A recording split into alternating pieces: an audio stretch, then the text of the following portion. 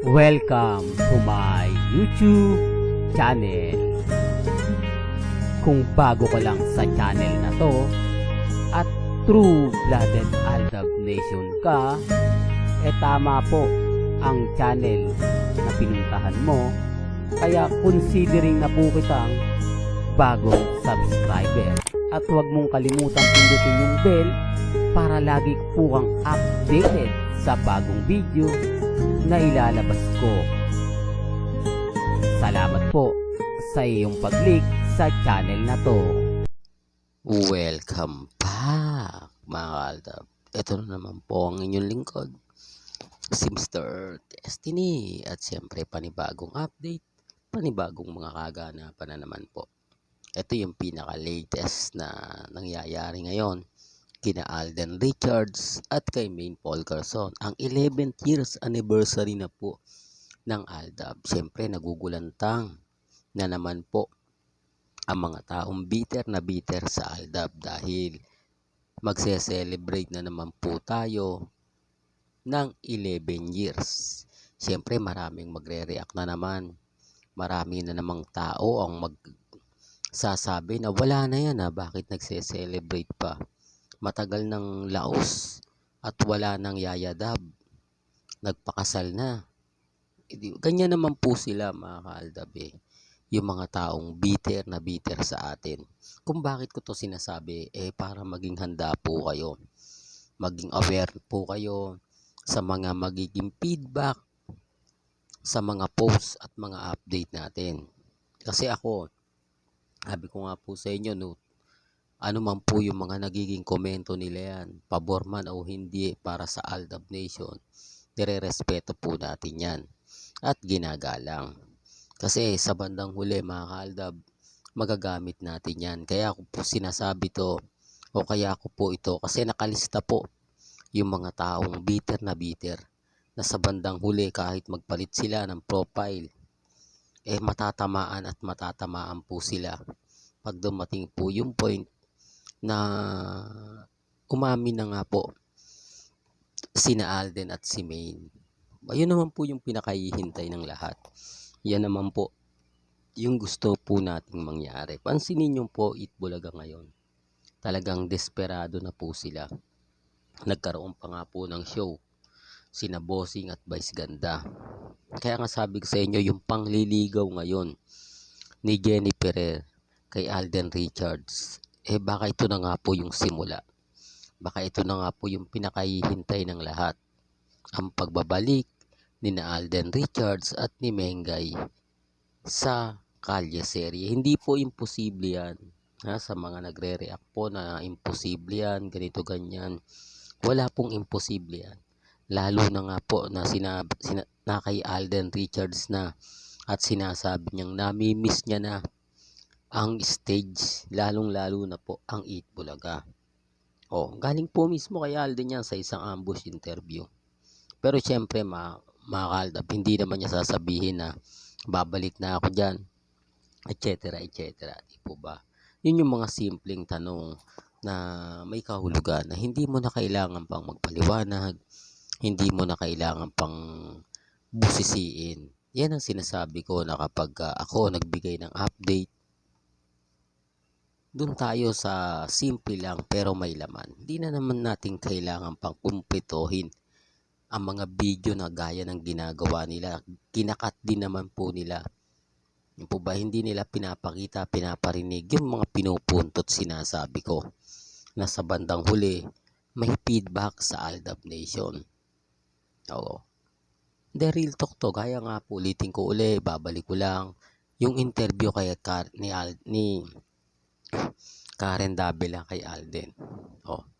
May sundot Hindi po yung porket na ganto ganyan kaya yadab. May sundot. Yung sundot po, yun yung pinaliwanag ko at ipinarinig ko. Natamemi na naman sila. Ang sabi nga po mga ka-Aldab sa mga komento, hindi daw tayo makapag-move on. Gayong si Alden Richards na nga po raw yung nagsasalita.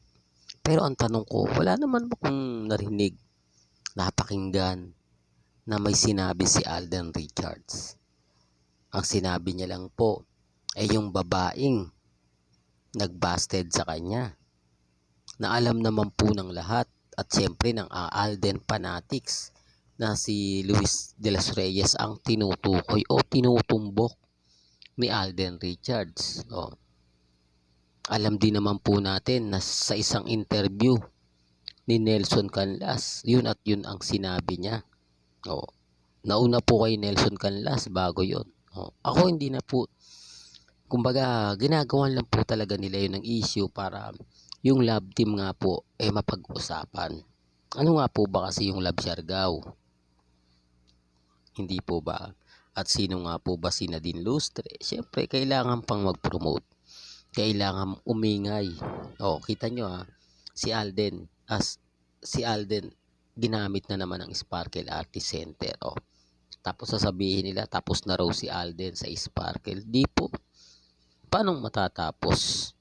Hindi po ba? Kailangan po siya ng management.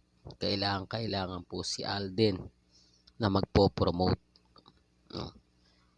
Hindi gagalaw ang isang bagay kung walang taong sikat na sikat. Common sense na lang po. Halimbawa po yung mga sikat. Sino yan? Nasa mall po kayo. Tapos yung mga artista hindi nyo kilala. Sa tingin nyo pupunta kayo. Hindi, totoo po mga kaaldab. Pero kung marinig nyo, sino nga ba niya naandyan? Si Alden Richards, si Maine Mendoza. Lalapit ka na. Titignan mo kung totoo nga po ba yung gandang lalaki, yung gandang babae. Kung mga ibang artista na hindi mo namang kilala, bihira mapapanood sa TV, bihira magkaroon ng teleserye. Sa tingin mo, sinasabi ko lang po ito mga kaaldab para lang po malinaw. Kaya nga sabi ko, pagdating po sa channel ni Mr. Destiny, 101% updated po kayo. Taliwas sa mga sinasabi, taliwas sa mga komento po nila. Basta sa akin kasi mga kaaldab, kung ano lang yung mga nakikita ninyo, napapanood, napapakinggan, relax lang. Maging matatag lang po kayo at maging kampante. Ulitin ko, ngayong 11 years ng Aldab Nation, alam ko babahain na naman tayo ng intriga. Pipilitin nilang buwagin, pipilitin po nilang wag tayong magtiwang kung ano-ano ang mga sasabihin nila. Dapat maging handa na po tayo dahil hindi natin alam ang buong mangyayari.